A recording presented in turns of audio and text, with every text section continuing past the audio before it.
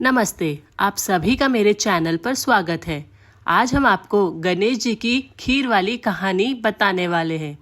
ये कहानी काफ़ी प्रचलित है तथा इस कहानी से ये सिद्ध होता है कि गणेश जी कभी भी अपने भक्तों को अकेला नहीं छोड़ते।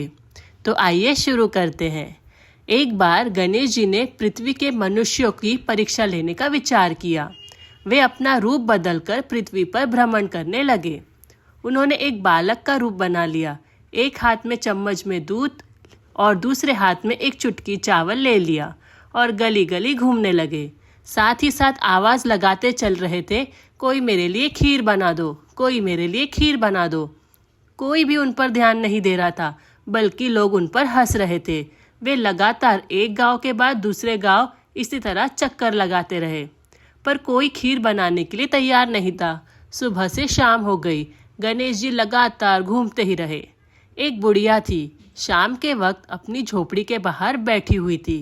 तभी गणेश जी वहां से पुकारते हुए निकले कि कोई मेरे लिए खीर बना दो, कोई मेरे लिए खीर बना दो। बुढ़िया बहुत कोमल हृदय वाली थी। उसने कहा, बेटा मैं तेरी खीर बना देती हूँ। गणेश जी ने कहा, माई अपने घर में से दूध और चावल लेने के लिए एक बर्तन ले आओ।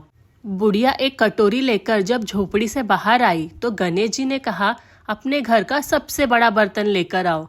बुढ़िया को थोड़ी झंझलाहट हुई, पर उसने कहा, चलो बच्चे का मन रख लेती हूँ, और अंदर जाकर वह अपने घर से सबसे बड़ा पतीला लेकर आई। गणेश जी ने चम्मच में से दूध पतीले में उड़ेलना शुरू कर दिया।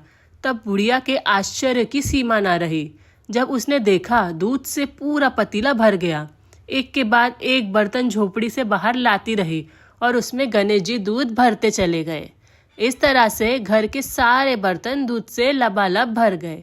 गणेश भगवान ने बुढ़िया से कहा, मैं स्नान करके आता हूँ, तब तक तुम खीर बना लो, मैं वापस आकर खाऊंगा। बुढ़िया ने पूछा, मैं इतनी सारी खीर का क्या करूंगी? इस पर गणपति जी बोले, सारे गांव को दावत दे दे।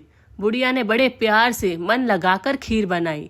खीर की भीनी भीनी मीठी मीठी खुशबू चारों दिशाओं में फैल गई। सारा गांव बुढ़िया के घर में इकट्ठा हो गया। जब बुढ़िया की बहू को दावत की बात मालूम हुई तब वो सबसे पहले वहां पहुंच गई। उसे बहुत जोर से भूख लगी हुई थी। उसने एक कटोरी में खीर निकाली और दरवाजे के पीछे बैठकर खाने की तैयारी करने लगी। इसी बीच एक चींटा गिर गया और गणपति जी को भोग लग गया और वह प्रसन्न हो गए। अब पूरे गांव को खाने की दावत देकर बुढ़िया वापस अपने घर आई तो उसने देखा बालक वापस आ गया था। बुढ़िया ने कहा, बेटा खीर तैयार है, भोग लगा लो। गणपति जी बोले, माँ भोग तो मैं लगा चुका, मेरा पेट पूरी तरह से भर गया है, मैं तृप्त हूँ, अब तू खा, अपने परिवार और गांव वालों को खिला।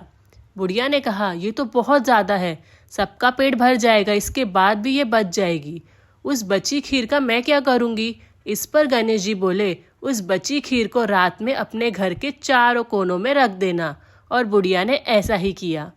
जब सारा गांव जी भरकर खा चुका था तभी ढेर सारी खीर बच गई। उसने उसके पात्रों को अपने घर के चारों तरफ रख दिया। सुबह उठकर उसने क्या देखा? पतीले में खीर के स्थान पर हीरे, जवाहरात और मोती भर गए। वह बहुत खुश हुई, उसकी सारी दरिद्रता दूर हो गई और वह आराम से रहने लगी।